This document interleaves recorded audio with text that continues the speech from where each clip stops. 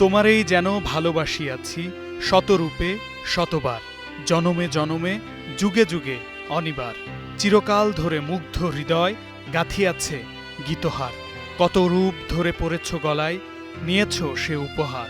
জনমে জনমে যুগে যুগে অনিবার।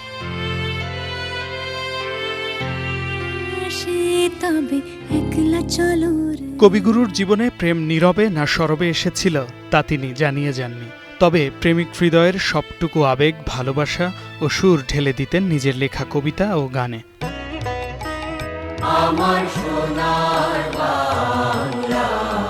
বাংলাদেশের জাতীয় সঙ্গীতের মর্যাদা পায় এই গান। এমন বহু সঙ্গীত তিনি রচনা করেন যার উৎস ছিল বাংলা ভাষা, সংস্কৃতি আর বাংলার মাটি। এই তিনটিকে এক সুতোয় বেঁধেছিলেন নোবেলজয়ী বিশ্বকবি রবীন্দ্রনাথ ঠাকুর। জন্মিলে মরিতে হবে, এই সত্যকে সামনে রেখে মৃত্যু ছায়া অনুভব করে রবি ঠাকুর হয়তো খুব অভিমান করেই লিখেছিলেন।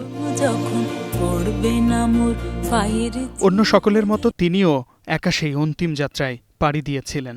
দিনটি ছিল 22শে শ্রাবণ 1348 বঙ্গাব্দ। গ্রেগরিয়ান ক্যালেন্ডারে তারিখটি ছিল 7 আগস্ট 1941। শ্রাবণ ভেজা ভালোবাসায় ইহলোকের মায়া ত্যাগ করেন তিনি। কবি ভক্তদের হৃদয়ে এদিন শোক ও শ্রদ্ধার এক অবিচল ক্ষণ। কবিগুরুর মৃত্যুর পর এতগুলো বছর পেরিয়ে গেছে, কিন্তু তার লেখা গান, দর্শন আজও বাঙালির জীবনধারায় আষ্টে পিষ্টে লেগে আছে। নিজের গড়া প্রতিষ্ঠান শান্তিনিকেতন আজও তার নিঃশব্দ পায়ের চিহ্ন ধরে রাখে বাতাসে, বৃক্ষে আর শিক্ষায়। যতটুকু বর্তমান তারেই কি বলপ্রাণ, সে তো শুধু পলক নিমেষ। অতীতের মৃত্যুভার পৃষ্ঠেতে রয়েছে তার, না জানি কোথায় তার শেষ। যত বর্ষ বেঁচে আছি তত বর্ষ মরে গেছি, মরিতেছি প্রতি পলে পলে। জীবন্ত মরণ মোরা মরণের ঘরে থাকি, জানিনে মরণ কারে বলে।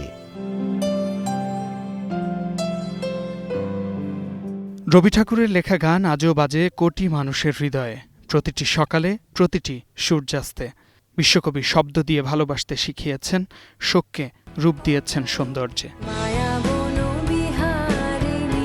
শামীম বিশ্বাস, স্টার নিউজ।